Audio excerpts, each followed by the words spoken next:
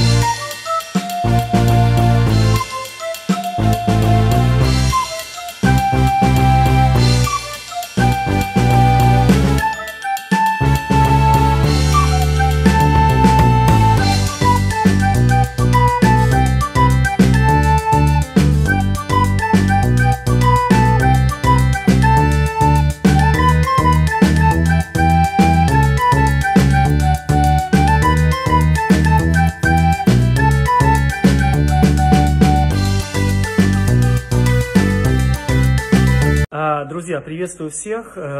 Такое хочу обращение ко всем владельцам жилых, нежилых помещений.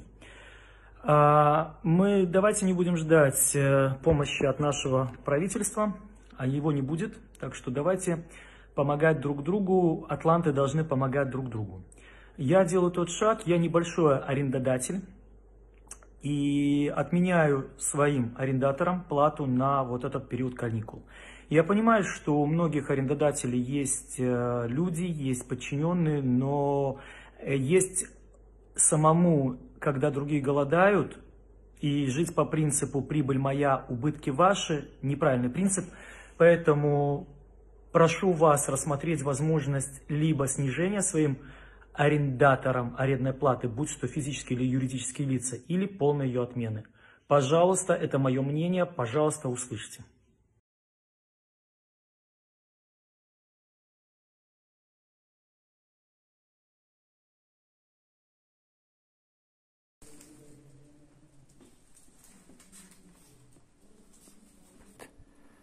Урматтуу биздин жердештер, урматтуу Кадам жай коом мүчөлөрү, бүгүн биз 4 апрель 2020 жылда сиздердин көрсөткөн жардамыңыздардын биринчи партиясы келип турат. Бул партиядагы белегиңердин ичинде мындай протечный комплект, бул комплекттин ичинде составында мына нерселер бар. Мен силерге кыскача айтып кетейин. Бул форманын пижамасы, асты үстү менен кийиле турган форма, медицинский. Мына жерде одноразовый комбинезон, защитный костюм, комбинезон. А бул жерде операционный халаты бар. Ачып көрсөтөйүн. Бул башына кийинчү капюшон, косинкасы. А бул защитный халаты, многоразовый. Бул жерде специальный носки. Бул защитный очкisi болот. Мына жерде өзүнүн специальный перчатка, эмелер бар. Чепчики. Бул жерде атайын даярдалган өтүгү. Биз белегиңердин биринчи партиясын алдык. Өзүмдүн атымдан жана Кадам жаймактуу ооруканасынын жалпы эмгек жамаатынын атынан силерге терең ыраазычылык билдирем. Аман болгула, бар болгула, ушундай элибиздин башына ушундай бир сыноо келип атканда алыста туруп өзүңөрдүн кол кабыш кылып бизге бир моралдык, материалдык жактан жардам көрсөткөнүңөргө биз өтө кубанычтабыз. Албетте биз силерден келген формаларды ушу өзүбүздүн эле элибиздин ден соолугу үчүн, дарыгерлердин, медицина кызматкерлеринин ден соолугу сактыгы үчүн кийип колдонобуз. Биз силердин берген белегиңерди эч качан унутпайбыз. Ушундай күндөрдө биз менен бирге болгонуңар үчүн биз өтө кубанычта, сыймыктабыз. Демек биз жалгыз эмеспиз, дайым силерден колдоо жана биргеликте бир жакшы ийгиликтерди жаратабыз деп үмүттөнөм. Рахмат.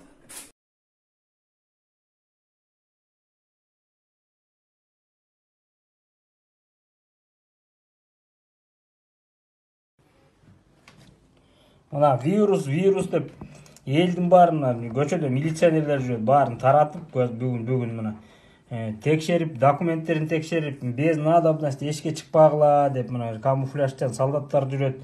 Анан биринчи очередь биздин мамлекет энеңдиран эмнени ойлойт? Мына биринчи очередь могу бомждар менен надобалар разбираться. Ушуларды алып барып, могу бездомныйларды алып барып бир жерге определять этип, ушулар вирусту жугузат. Мына көчөдө жүрүшөт, кечке арка беркинен мусорный ящикке түшүп атат.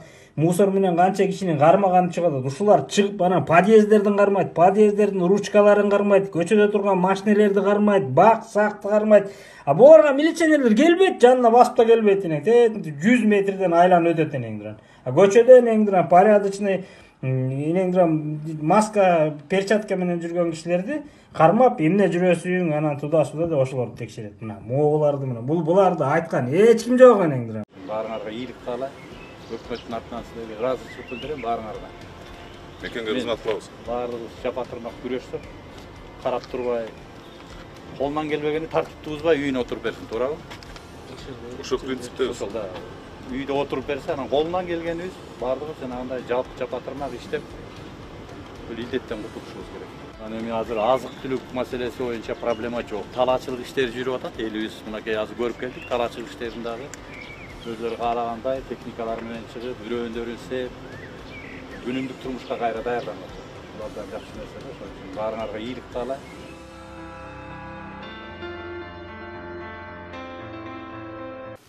Урматтуу мекендештер, бүгүн мындай массалык маалымат каражаттарда терс маалыматтарды берип жаткан, таркатып жаткан кишилер бар. Мен айтар элем, урматтуу ошол кишилерге айтар элем, чакырар элем, мындайды берердин астында бир ойлонуп көрсөңүздөр. Бүгүн эгер ошону туура эмес берсеңиздер, сиз мыйзамдын алдына жооп бересиздер. Атайын мыйзам кабыл алынган, президенттен кол коюлган. Кээ бир кишилер жатып алып, мен дарылаган жок, мен ооруган жок, менден жөнөлдү деп айтышат. Эгер оору болбосо, оорунун козгогучу болсо, бизге кандай кызыкчылык ошол кишини алып барып жаткырып, ошол дарылаганга. Ал кишини может оорубагандыр, бирок ал кишинин денесинде вирус болгондон кийин, ал чыккандан кийин айлана чөйрөгө өтө кооптуу болуп эсептелет. Ошондуктан биз аларды дарылап чыгаргандан кийин мен дары ичпейм, же болбосо дары берген жок деп терс көрүнүштөрдү айткан, мындайча айтканда жалган нерселерди айтканы бул эмеге сыйбайт дагы.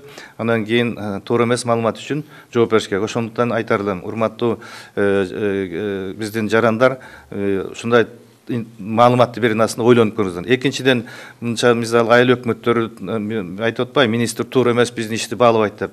Мен андайдан алысмын. Эң бир негизги иштин баарын жасаган айыл өкмөттөр. Жер-жерлерде алар ошол дезинфекциялоо иштерин уюштуруп, өздөрүнчө блокпостторду коюп, атайын мындай балдар менен чогуу иштешип, мен өз барып Жалал Абадта 20 күн жүрүп келдим, ошону баарын көрүп келдим. Мен эгер туура эмес айтып, же болбосо силерди унутуп койсом, кечирим сурайм, бирок мен айтып атам, эң негизги жумуштун бары жергиликтүү акимчиликте, анан жергиликтүү айыл өкмөттөрдө, анан биздин врачтарда, андан кийин МЧСтин балдарында, кызматкерлеринде болуп атат. Бисмиллах, вальхамдулиллах, вассалату вассаламу аля расулиллах. Бул тема ким мага кошулат? Ооба, ким мага кошулат? Мен ушундай бир жарыялагым келди. Азыр WhatsApp группаларында ар кандай былжырак анча-мынча сөздөр кетип калып атат. Антейли, мынтейли деп. Келгиле, момундай бир идея көтөрөлү. Мамыр-жумур болуп, бир жеңден кол, бир жакадан баш чыгарып, бир ушуна бир жыйындыкка келели. Өткөндө Кыргызстан мусулмандар дини башкармалыгынын муфтиси Хазрет Муфти Дамла Максатбек Дамланын алдында дини идарада муфтиятта жыйын болгондо ошол жерде ошол көтөрүлгөн. Атайын ушул маселени мен козгогон инсан катары өзүм айткым келди. Ким мага кошулат? Кошулам дегендер сабакты угуп бүткөндөн кийин ооба деп тез жайылткыла, азыркы айтыла турган маселени тезинен жүзөгө ашыргыла, ал колубуздан келет. Расулуллах саллаллаху алейхи вассалам мындай деди: Kur'an'da bir sure var.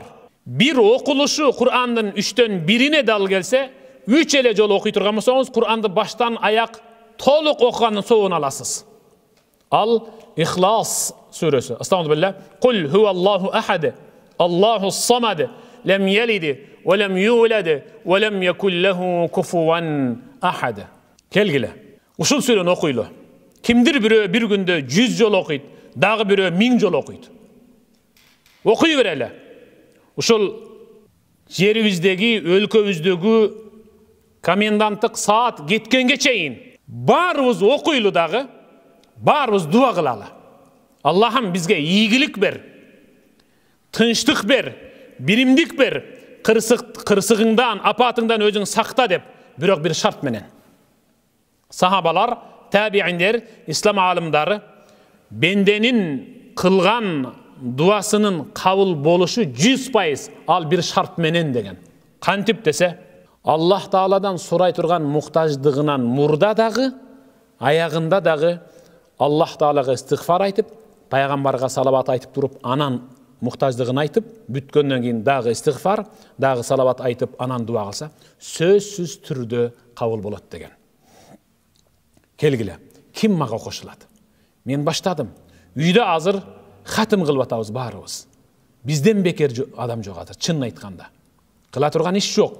Barыбыз үйдөбүz, bekerçibiz. Kur'an'da baştan ayak okuganга kudreti jetpegendir, İhlas suresini bilesizdir da. Bir günde 100 jol okun. Kol götürüp dua kılarda, Estağfirullah, Estağfirullah, Estağfirullah dep durup. Anan, Allahümme salli ala Muhammed ve ala ali Muhammed, kema sallayta ala İbrahim ve ala ali İbrahim inneke hamidun mecid dep durup. Anan, өлkөңüz üçün, üybülöңüz üçün, mamleket üçün, jarandar üçün, dünyadaki musulmanlar üçün, barız üçün tınçlıkты tilep durup, kayradan astagfirullah, kayradan salavat ayıp durup, anan dua kılabız. Kelgile, şimdi dua kılalı. Allah Taala'nı uyaltaylı. Allah uyalat. Allah uyalgandan beret. Allah'ta uyaltışımız gerek. Kantip, kol götürüp, alakan jayıp, alakandı tüşürbey, kayra jaldıray beriş gerek. Egerde siz kimdir birönün eşigin barıp, birle jolu tıkıldatsanız, şamaldan ulan bir nese gel tiydi okşaydı dep açbaşı mümkün. Kayra tıkıldatsanız anan açışı mümkün. Sizden kol telefonunuzga kimdir biri bilse aytkanda mayak berip gudok taştap bir çın etürle basıp kayra öçürüp koya turgan bolsa жаңылыш basıp aldı dep çalbaysız da. 2, 3, 4 jolu çalgandan keyin emne olup kettik ende özüңüz çalasız. Жооп берип атасыз da. Koduşul siyahtı, kol götürgünde Allah'ım bizge tınçlık ber, bizden densolumuzu çın kılgın, bunu ılağını bizden alıp taştağın dep, kayra suraş gerek. Ankene Allah öz aytat. Eğer bendem kol götürüp, alakan jayıp, menden öz muhtaçlığın suray turgan bolsa, bendemdin kötörgön kolun, suraganın berbey, götörgön kolun kuruk kaytargandan jaratuuçu katары uyalam degen. Ey bir tuğan, Allah uyala turgan dengelde dua kılalı. Kelgile, İhlas suresün bugünden başlap okuyubuz. Kim kança okusa okusun, bizden өлkөdөгү koyulgan karantin menen komendantlık saat alınganга çeyin okuylu. Emnege mintip çakırıp atam. Biröge jakşı söz aytın. Jakşı söz aytın. Ayta albaysızbı? Anda jaman söz aytpang. Biröge jardam berin. Jardam bere albaysızbı? Anda jardam bergендердин üstünön sın pikir aytıp süйлөгөң. Kolunuzdan gelgeni uyda oturup alıp İhlas suresini okuğu gelet da. Özünüz okun. Ul kızыңızдарга okutun. Jıyıntığında şılto menen alar da süreni jattap kaladı. Rasulullah sallallahu aleyhi ve sellem aytты. Kim oturgan avalda İhlas suresini 10 ele jol okusa, turganga çeyin günösü keçirilet. Allahu akbar. Günödön da geçirip atabız şılto menen. Kim 10 jol okuy turgan bolsa, Allah Taala aga beyişten bir üy beret dedi. Üylü bolup atabız. Günö geçirilip atat. Dualar kabul bolup atat. A surenin atına, ısımına gele turgan bolsak, İhlas, İhlas. Adam balasının jürögünde en negizgi ibadat bolup eseptelgen İhlas ornoyt. Allah Taala'nın bir jana bar ekenine ditibиz menen, denebиz menen, tulku boyubuz menen, sögübüz menen berilip kalabız. Kelgile, vaqttan пайдаланып, ушундай ибадат өтөлө. Ким мага кошулат? Ким мага кошулгусу келсе, анда кол көтөрүп баарыңар, мен колдоймун деп. Жайылткыла сабакты, угузгула, окугула, бири-бириңерге жеткиргиле. Жыйынтыгында биз ибадат да кылабыз, ылаңдан да кутулабыз. Күнөөбүз да кечирилет. Бейиштен үйлүү да болобуз. Эң негизгиси перзенттерибиз, уул кызыбыз үйдө сүрө жаттап калат. Каналга жазылууну унутпаңыздар. Биринчилерден болуп маалымат алуу үчүн коңгуроочону басыңыз. Дайыма ден соолукта болуңуздар. Сиздер менен бүгүн 24 маалымат топтому болду.